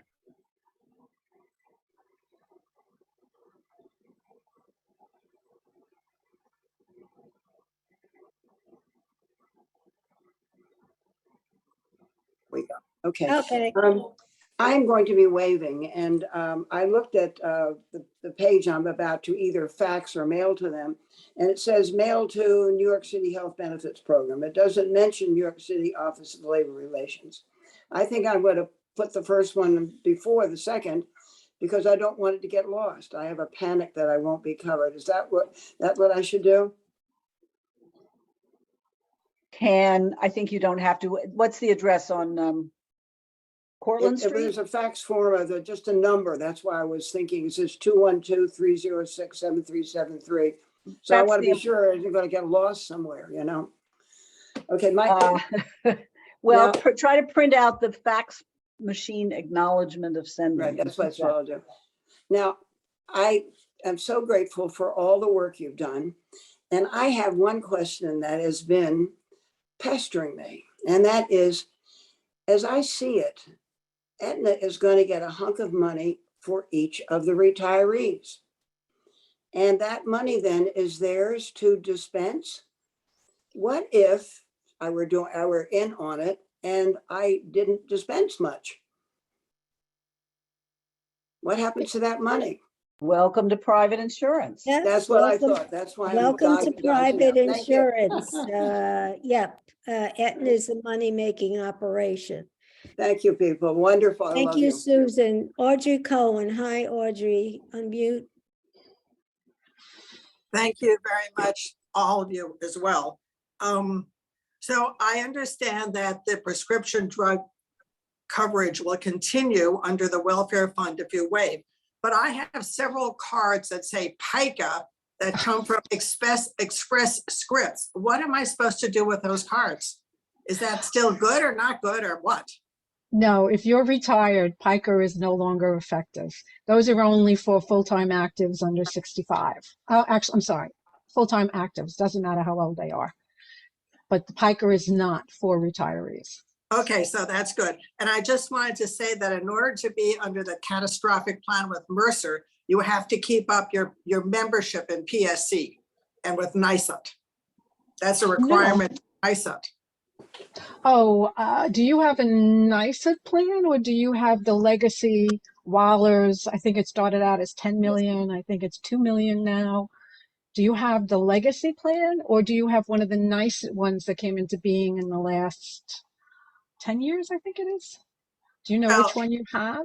Well, I joined CUNY in 2005, and sometime after that, I took out the catastrophic plan, and I have no idea what kind of plan it is. I just know that they said I have to maintain my NISA membership, which I maintain by being a PSC member.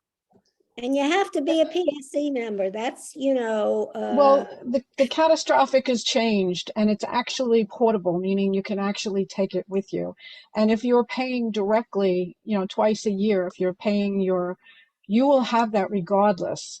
The NICET catastrophic that came into being, I think it's maybe within the last 10 years, but I'm not really sure, that you needed to belong to NICET to have that particular catastrophic plan.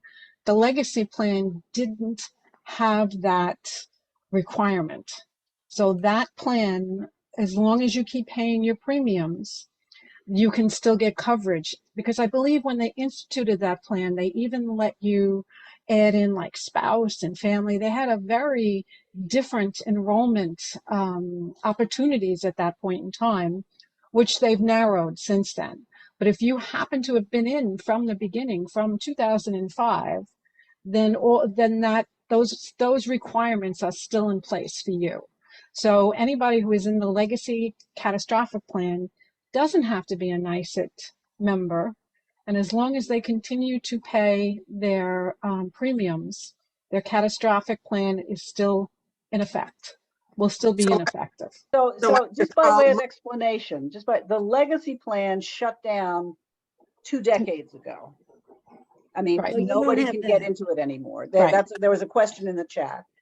You should, Audrey, you should go check your paperwork and figure out if you're in the NICET plan. I mean, you should know. And if you are in the NICET plan, you have to remain a PSC member. Yes. Well, I'm And you glad to have anyway, but I just wanted to clarify that because Right. so I Okay. can call Mercer and find out which plan I'm in. Oh, okay, Yes. Audrey, thanks. Bonnie Nelson. Hi, I just wanted to try. We lost you, Bonnie. You got to unmute. I don't know. All right, okay. Yeah, I'm unmuted now. I wanted to clarify about the hospitalization because there've been a lot of questions about it, and I think it's pretty confusing. Standard Medigap plans cover 365 days of hospitalization. Most of them do. Certainly the Plan F and Plan G, which most people are considering, they cover 365 days of hospitalization. And they cover the big Medicare deductible as well. Senior care did not cover that. And that's why those of us on senior care also were advised to take the optional 365-day hospitalization rider, which at various times was $1 a month, $2 a month, or now it's $3.25 a month. So the standard Medigap plan that you will get if you waive New York City health coverage will include all the hospitalization. The Aetna Medicare Advantage plan also includes the hospitalization. And if I got that wrong, I'm sure Debbie Bell will correct me. Thank you. Oh. No, you're right. No. Thank you, Bonnie. Little did I know when Bonnie agreed to run for secretary of the chapter that she's also a healthcare expert, and it's been a tremendous. Didn't used to be. No, you never used to be, and I never used to be either. I mean, I never used to know anything. I mean, but anyway, thank you, Bonnie. Rosalie Octaviano. Yes, I just want to clarify one issue. I have the catastrophic major medical since 1997, and it's being yet paid by TIAA. So there was a time that there was a confusion, but supposedly it's being paid through the TIAA fund. But the question, I just want to clarify, if I have Medicare Part A and B and I waive the Advantage plan, so the catastrophic insurance will pretty much pick up the other 20% that I would spend in, if I already got the 10,000 deductible. Is that correct? Yes, if you have the $10,000 deductible, you would have to save all of your paperwork and then submit it onto catastrophic. Correct. And they should would pick cover it. up that 20%. Yes, they should, because your Medicare A and B qualifies as your basic health, which is one of the underlying pieces in the catastrophic plan. So in that sense, I could waive having a Medigap plan. No.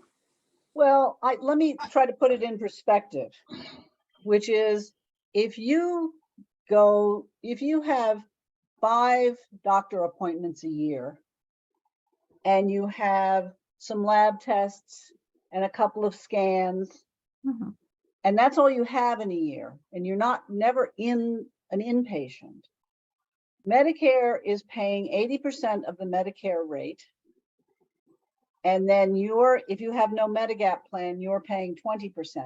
It's going to take a while before you get to that $10,000. Yes, I'm saying in case you already had that 10,000 deductible paid, under the belt. So, and the policy is for 10 years period. So for the next 10 years, you wouldn't have to, the insurance would pick it up.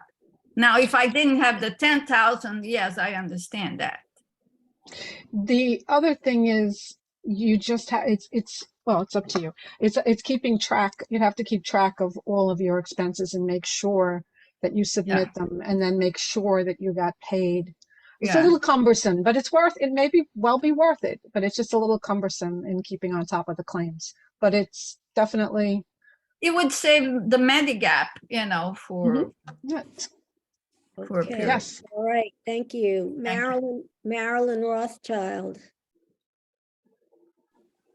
Hi, yes, this is Vivian Epstein. I'm sitting here with Marilyn Rothschild, who is a CUNY retiree, helping her process this. And I'm also processing it for myself because my parents were city employees, teachers, and they are 95 and 96 years old. Wow. So of course, it's an issue for us of, if their doctors are not accepting which one of my main doctors is not accepting the Aetna Medicare Advantage plan. But I just want to clarify, my understanding is that I then can submit everything. If the doctor's not willing to submit it to Aetna, I can submit all the bills to Aetna and get reimbursed for them. Is that correct? Am I understanding that correctly?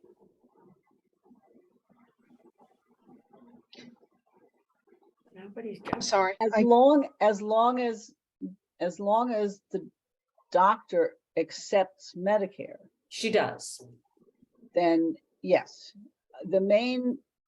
at least in my own experience, the main hook is you need both proof that you paid the bill and all the codes related to the medical services that were received. I'm sorry, say that, and all the what?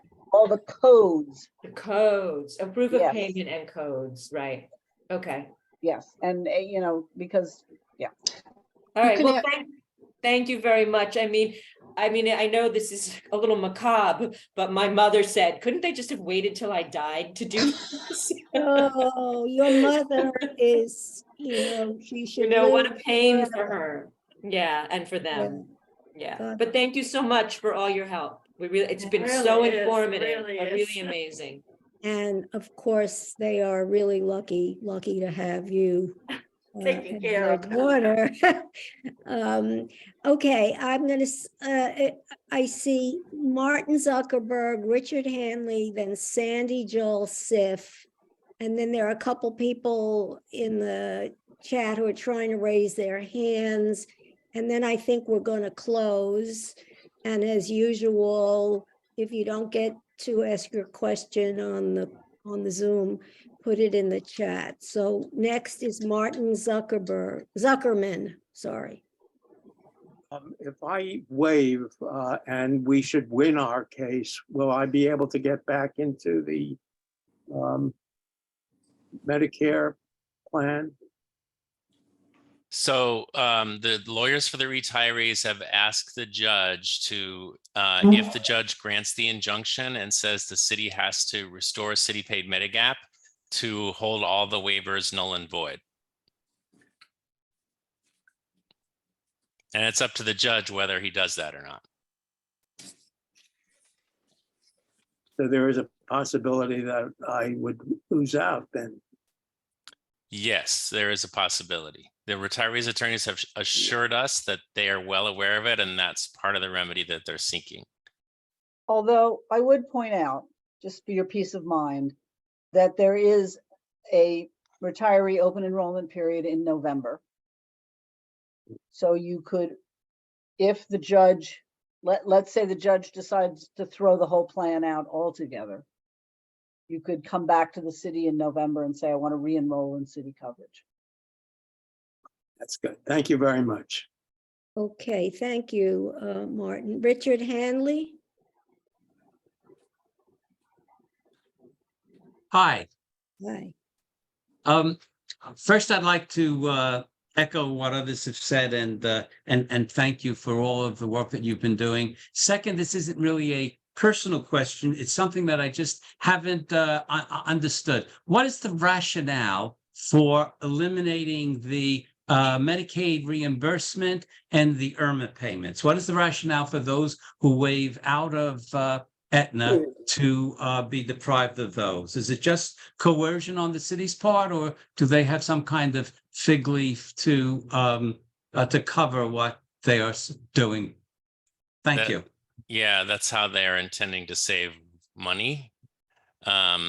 There's a, as we've talked about in the past in these meetings, there's a big budget gap with the stabilization fund that provides a lot of different kinds of benefits to city employees, and the city was able to get the leadership of the Municipal Labor Committee to agree to this plan that they are now enacting to make Medicare Advantage the default, and for the city, in effect, to stop paying for Medigap coverage and the Part B reimbursement, and that's how they're going to be saving money.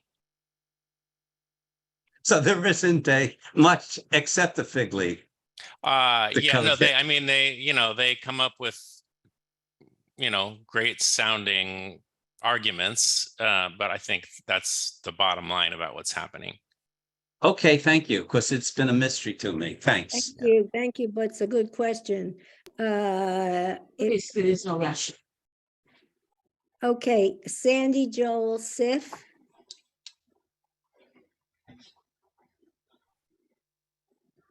Unmute, please.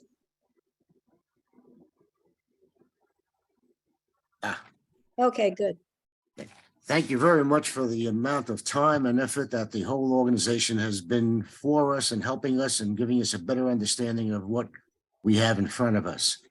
The question I have is, how developed is the Aetna Medicare Advantage program for members in Florida? Aetna claims that they have many hospitals in their network in Florida. They have told us that a number of providers are also in the network. I would encourage you to go on the Aetna website and put in the names of the providers you use to see if they are covered or not. They understand that New York City retirees are concentrated in New York, New Jersey, Florida, and North Carolina. And they tell us that they have made a big effort to, in those states, to get as many hospitals and as many providers into their network as they can.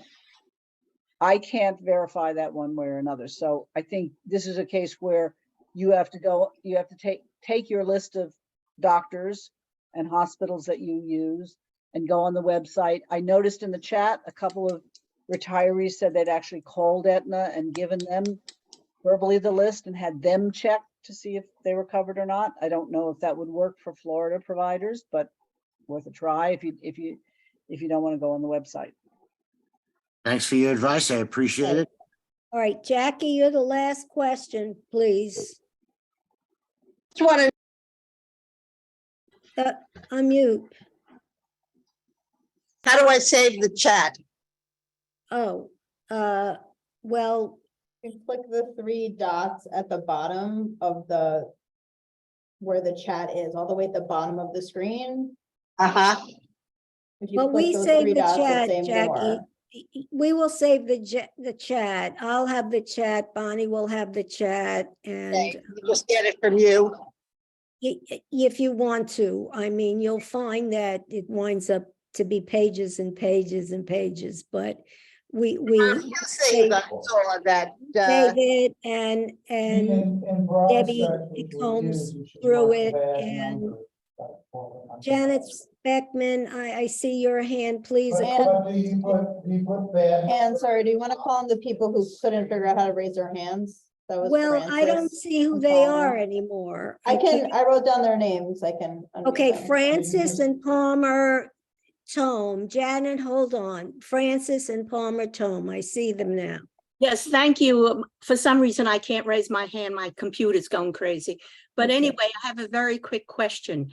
At the beginning of the year, Medicare and Emblem Health have a deductible. And since Aetna is going to start September 1st, will that deductible be applied, or will we start from the beginning and having a deductible beginning September 1st? No, Aetna will not apply a deductible for 2023.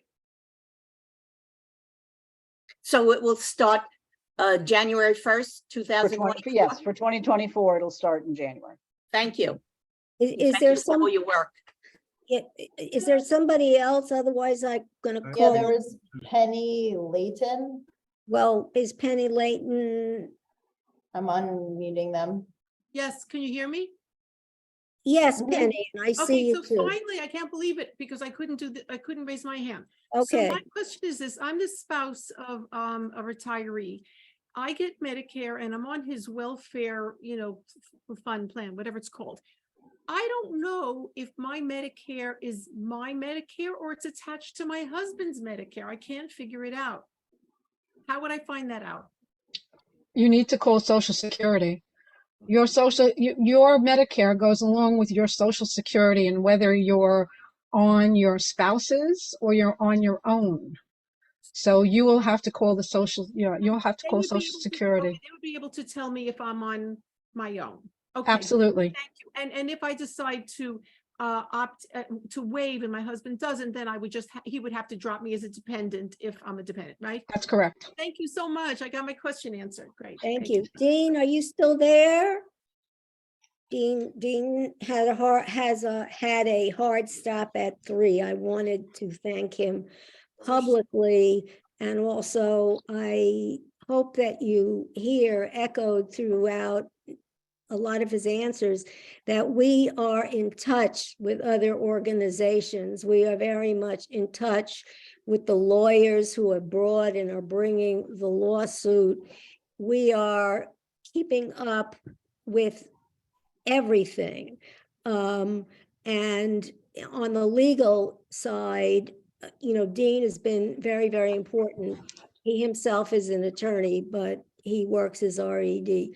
I'm gonna call on Debbie. This is the last question. Joan Zlotnick, if you can unmute. Can you hear me now? Yes, I can, Joan. Thank you. Okay, 2 questions. First, I totally don't understand the TIAA CRIF $10,000 amount of money that they have for us. What does this mean, and what do we have to do about this if we choose to waive and pay our pay for our Medigap policy by ourselves?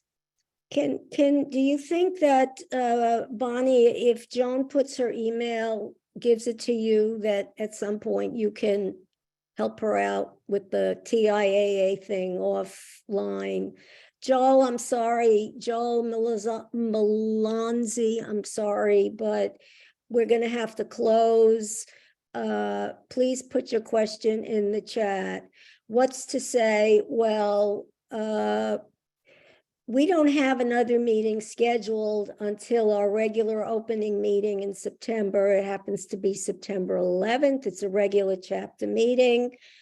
However, this, as we all know, one of the things that adds to our tension and level of anxiety is that things still keep changing. So we are on top of things, and as things change or develop, whether it's on the legal front or the legislative front, we will be in touch with you through what we call our blasts that we send out. We have 3,000 members, and we're all in the same boat. Now, I don't believe misery loves company, because if you're miserable, you're miserable.